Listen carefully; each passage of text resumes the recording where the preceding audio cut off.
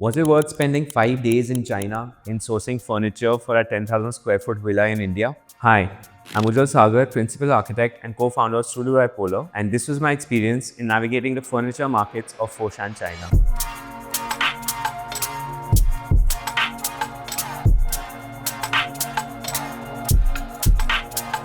These are the mistakes we made, the lessons we learned, and why we go to all these lengths for one project. So while planning the itinerary for the trip, the client said that we need to go for 10 days. I was like, I'm not going to be outside office for 10 days, please, 3 days maximum. So we settled at about 5 or 6, which I was still saying that is too long. Day 1 to 2 was for furniture. Day 3 was for lights. Day 4 was for carpets and other ancillary items. Day 5 we kept as a buffer day, so that if we missed out on one thing or two things, we could come back to it. In the lead up to the trip, we spent 4 to 6 weeks making detailed mood boards for each and every room, detailing every piece of furniture from a small side table to the bed to L-seater sofas and giving multiple options. We did decor mood boards, carpet options and artwork options without seeing anything as well. Spoiler alert, totally useless.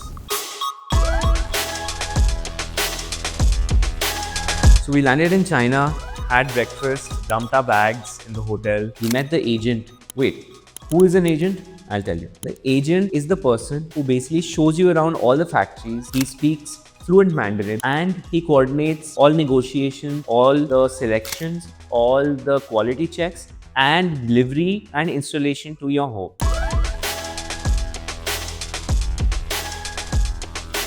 Set across enthusiastically to Louvre Mall, which is probably the largest furniture mall in all of Asia. Went inside, saw the first store, loved everything, spent 1 hour there. And then we came out and we realized there were 1,000 stores like that. By the end of the day, we realized we only covered half a floor, which was the first mistake we made. The second mistake was that no one discussed pricing, as everyone was awestruck by the quality of the furniture. The second day, we went back to Louvre Mall to cover what we had missed. We were faster this time and we were to the point. We asked pricing, and the pricing did give us a shock. Not in a good way. We decided to be proactive. We changed tactics. We went to Sunlink Mall, which is right next to Louvre Mall, which gives you good bargains for some furniture that you're looking for. But you're coming from Louvre Mall where everything is fancy and you're spoiled by that. So the first impression of Sunlink Mall can drive someone away, where there'll be lots of pieces of furniture and you might not find all your furniture in one store, as they don't stock as a big, furniture brand in Louvre Mall. So coming from Louvre Mall, it's tough to find that selection because you're still hunting for that one brand that houses everything. So on the third day, after the first 2 days of Louvre Mall and Sunlink Mall, we realized that maybe we need to go with a brand that is fit in our budget and give us the looks that we're looking for. We went to another factory called Basha Furniture, which has a sprawling large showroom, which has a lot of the things that we liked. And we spent the whole days doing full detailed selections, where we were changing everything across our mood boards, redoing the layouts based on the sizes that were present there. And then we realized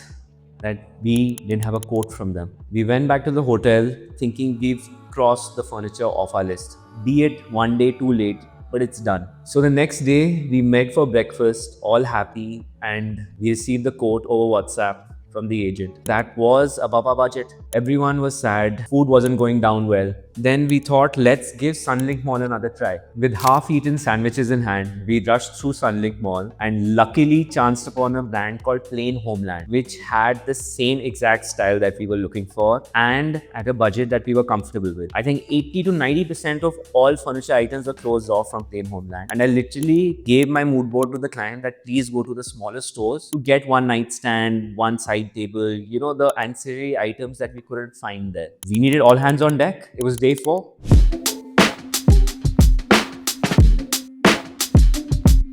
So I hadn't seen the client for about 2 to 3 hours. I don't know what selection he's done. He doesn't know what selections I've done. We meet after 3 hours in Plain Homeland to close the financials, where we're comparing the selections that we're doing and realize we've closed 95% of the furniture order, albeit 2 days late. And then we went out partying. We were so relieved and so tired at the end of it. Little did we know what was in store for us for day 5. We're at the last day. Yeah.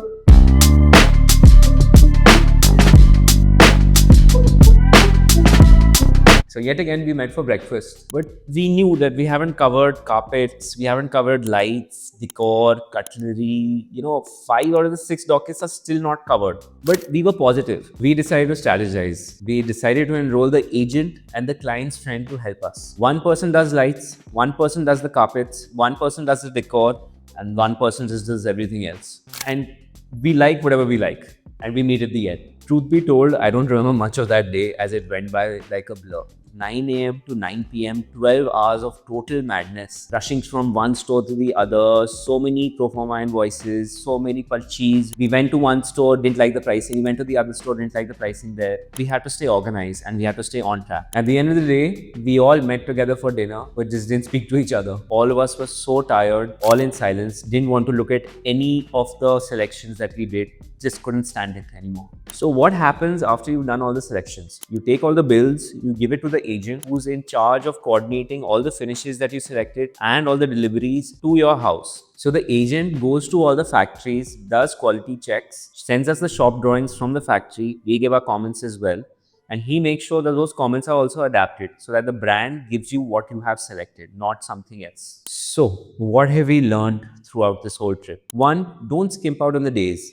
You need minimum 1 week to cover everything for a project of this size. Lesson number 2, pick the right agent. He's the one who's going to coordinate everything for you. If you don't pick the right agent, he might spoil your whole order and this whole trip will be a waste. Lesson number 3, you need to move on.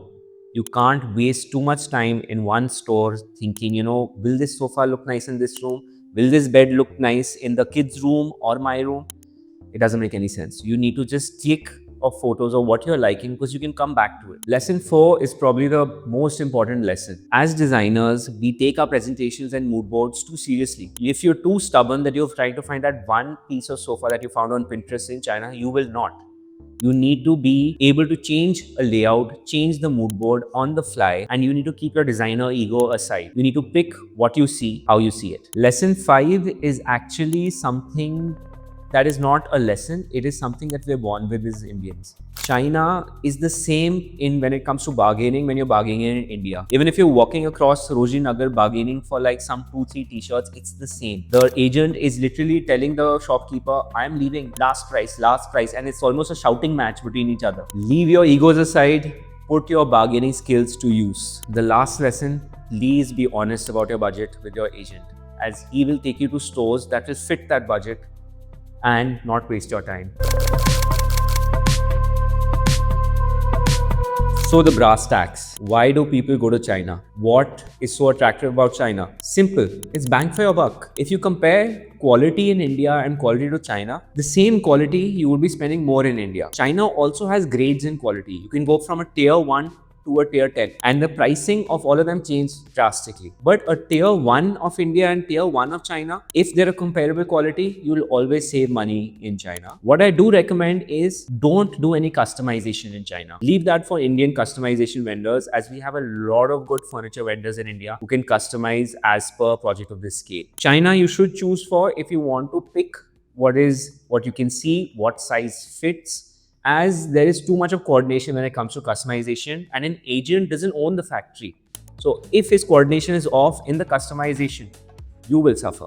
Finally, I get asked by clients a lot, should we go to China? Should we go to China? I will say if your project is of a decent scale, that means above 5,000 to 6,000 square feet, it makes sense to go to China because the prices will make a big difference to your overall budget. Secondly, to all prospective clients who are going to China, please take your designer. This is not something that you can do on your own. That designer has to think on the fly and change designs based on what he sees. If you enjoyed this video, please feel free to like and subscribe. We at Studio Bipolar will keep on bringing this content to you to make you learn new things in the world of architecture and interior design.